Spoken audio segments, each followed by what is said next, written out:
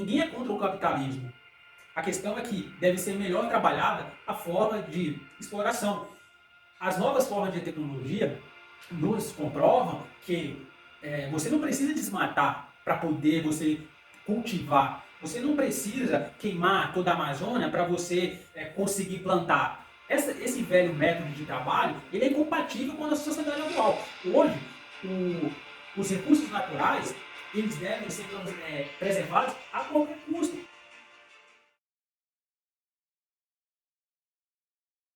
Aqui para entrevistar a Daíne Duarte Pereira, algumas perguntinhas que estão relacionadas aí ao nosso documentário. Então vamos lá. É possível afirmar que os povos tradicionais sofreram algum impacto nos seus modos de vida devido ao aquecimento global? Sim, com certeza.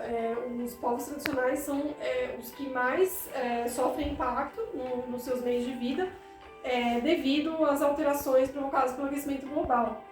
Por quê? Porque o contato deles com a terra é direto.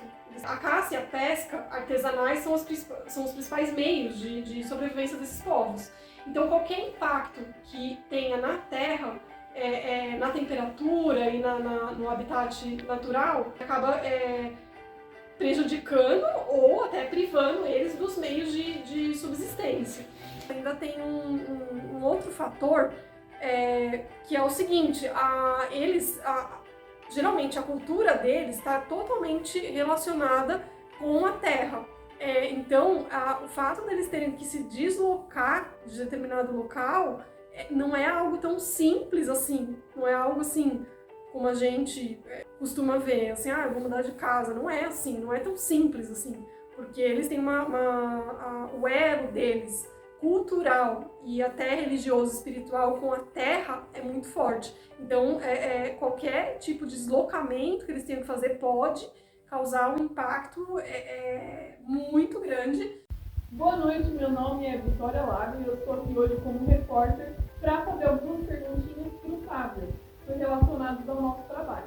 Então, a primeira pergunta: qual a sua opinião sobre o aquecimento global? O aquecimento hoje está totalmente ligado à forma como nós vivemos, principalmente porque o ser humano ele vem cada vez mais contribuindo para o desmatamento dos recursos naturais, vem causando destruição dos solos. Então, é muito importante a forma como nós vivemos deveria ser melhor trabalhada. Por exemplo, poderíamos citar a queima de combustível, por exemplo, que é um problema crônico. A gente não conseguiu até hoje fazer a substituição desses recursos. Hoje, que é um dos principais fatores do aquecimento global. Mas não só isso, podemos falar a queima desenfreada dos recursos naturais, no caso da floresta amazônica, toda essa agressão aos recursos naturais vem causando aquecimento. Isso é um fato, isso não é uma fake news, né? Todos esses recursos devem ser preservados, porque se não houver uma preservação, não haverá futuro. As pessoas precisam entender que quando a gente trata a natureza não como um parceiro, mas como um fator essencial para a sobrevivência da humanidade, acredito que poderemos ter uma nova perspectiva de vida, ou melhor, um novo futuro. Então, a minha opinião, acho que a gente deve rever a nossa forma como a gente vive, procurar alternativas, desde, por exemplo, trocar os combustíveis pelos veículos elétricos, que já é um ponto positivo, mas de uma forma com uma velocidade maior, tratar melhor essa questão das queimadas, né? Porque o aquecimento global nada mais na minha opinião, que uma consequência desastrosa das condutas dos seres humanos. Hoje, a forma como vivemos é uma via que não tem volta. Ou seja, infelizmente, a gente está indo por um caminho cada vez mais que praticamente a gente vai extinguir toda forma de vida que o mundo hoje tem. A extinção, não só falando aqui dos animais, estou falando aqui da natureza, estou falando da nossa própria existência também, está em risco, porque cada vez mais a gente está batendo marcas significativas de falta de recursos naturais, aquecimento global, tudo isso causado pelo ser humano. Segunda pergunta, então, é possível afirmar que os povos tradicionais eles tiveram algum impacto nos seus modos de vida decorrentes do aquecimento global? Totalmente. Eu diria que os povos tradicionais foram os mais afetados, por exemplo, pelo aquecimento global. Esses povos tradicionais não conseguem, por exemplo, plantar, não conseguem ter principalmente recursos básicos, como, por exemplo, água, não conseguem, por exemplo, sequer, eu diria, ter uma percepção de uma continuidade desses povos. A cada ano que passa, vai se causando a extinção desses povos. Olá, sou Murilo Lima, vim aqui apresentar trabalho de sociologia. Aqui comigo está a minha mãe, o nome dela é Néia Lima, ela tem 45 anos de idade e aqui vai algumas perguntinhas que ela vai responder. Considerando os patrimônios culturais, as memórias e os saberes locais dos povos tradicionais, quais possibilidades de visões de mundo desses povos podem ser anuladas pelo sistema econômico capitalista? Então, o capitalismo, eles só procuram um enriquecimento, né? Eles geram lucros, né? Só pensam em lucros. Já os povos tradicionais, não, eles têm a tradição deles, né? Eles têm um modo específico de viver. E já que o capitalismo só pensam em lucro, né? E eles não têm essa forma rentável.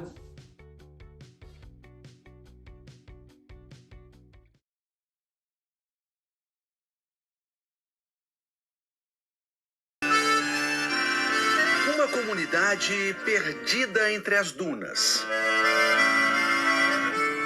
Sem energia elétrica, sem água encanada.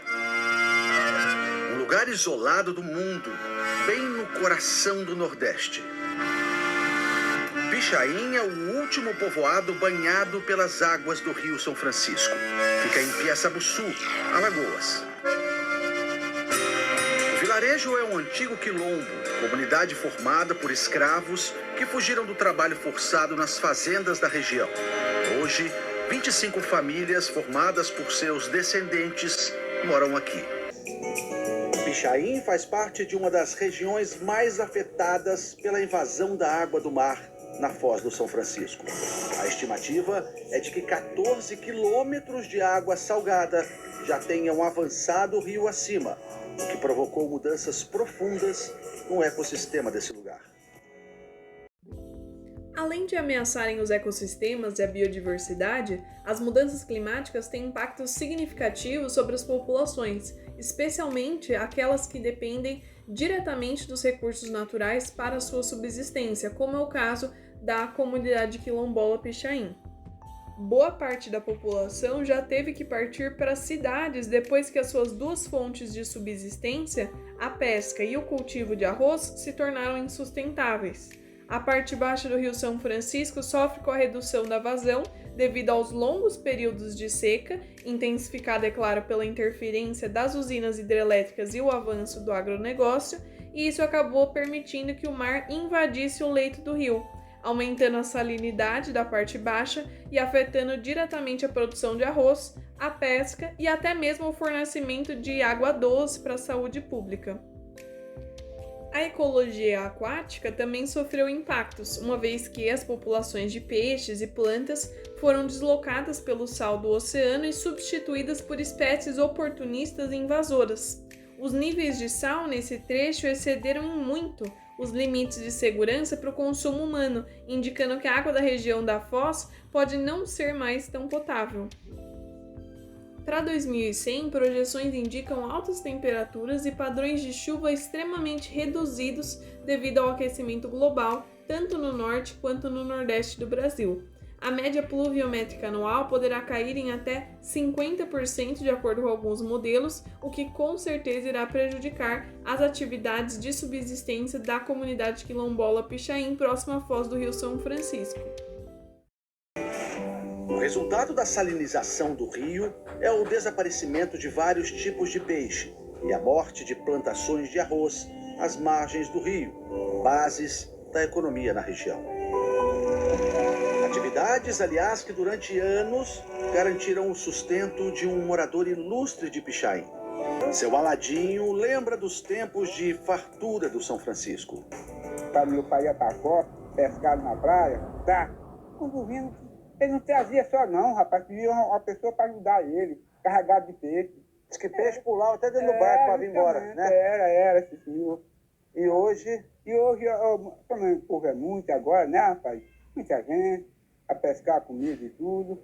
E assim, rapaz, está tudo planeado aqui, mas nós estamos vivendo ainda. Mas ele não esconde o pessimismo sobre o futuro do Rio. Tá morrendo São Francisco ou não? Tá morrendo, já morreu, rapaz. Água Salgada vai atingir até a Peça do Sul, rapaz. Que é isso, rapaz? Vai atingir até a Peça do Sul, já. Lá para beber água, meu irmão, precisa para apanhar água lá, vai saindo tudo. A seguir, ainda segue o depoimento de 2 moradores da comunidade, falando um pouco sobre os impactos que eles vêm sofrendo no seu dia a dia, nas suas práticas cotidianas, devido à ação do homem e das mudanças climáticas. Estamos clamando por justiça, por atenção dos órgãos competentes, para que possa nos ajudar, que o nosso território não possa ir embora. E assim, através da ação desbravadora do homem, está acontecendo vários impactos ambientais, onde vocês podem estar vendo aqui no decorrer do nosso passeio turístico, e a escassez da nossa pesca predatória. Bom dia, gente. Dando continuidade aí à fala da nossa coordenadora, eu sou Joel Gonzaga, poeta e pescador. E assim, dando continuidade ao que ela falou, e um dos impactos aí que ela falou foi a pesca, né? Eu sou pescador, sou nato da pesca e venho aqui a público falar para todos vocês que somos prejudicados quanto a essa situação. Peço aos órgãos competentes que olhem para a nossa situação, para a nossa comunidade quilombola e dê um parecer, e dê uma solução para a nossa situação. Embora as usinas hidrelétricas tenham causado maior impacto nos regimes de vazão até agora, as alterações climáticas estão aprofundando o problema. Elas desempenham um papel central nessa questão, porque como as chuvas na bacia do Rio São Francisco devem diminuir, as alterações nas características hidrológicas do rio devem se tornar ainda mais severas. O avanço da água do mar sobre a foz do São Francisco sempre existiu como um fenômeno natural, causado pelas marés altas, mas o início das atividades da barragem de Xingó, no ano de 1994, intensificou esse processo. Essa barragem é considerada uma das mais importantes para o sistema hidrelétrico nacional por abastecer boa parte da região Nordeste com energia elétrica. Ela está localizada entre os municípios de Piranhas, em Alagoas, e Canindé, de São Francisco, em Sergipe. À medida que essas barragens retêm grandes volumes de água para a produção de energia elétrica, a vazão do rio fica ainda mais baixa. Em outras palavras, é um monopólio na água do Rio São Francisco. O sistema elétrico monopoliza a água, enquanto as comunidades ficam sem acesso ao recurso.